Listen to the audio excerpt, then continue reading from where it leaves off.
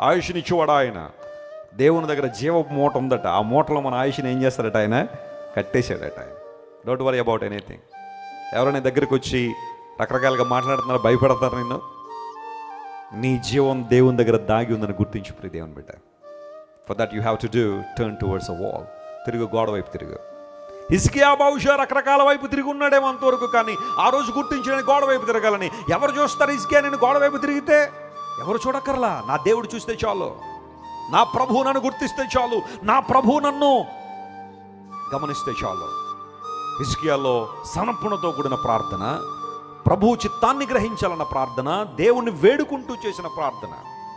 ఎంత గమనించిన పిల్లరా, ప్రార్థన దేవుడు మనకి ఎందుకు నేర్పించాడు? ప్రార్థన చేయమని దేవుడు ఎందుకు చెప్పాడంటే, ప్రార్థన అనేది దేవునితో సహవాసం చేయడం. మనలో మనం తిరిగి దేవునికి సంపూర్ణంగా సమర్పించుకుని పునఃసమర్పణ దేవునికి చేసుకోవడానికి.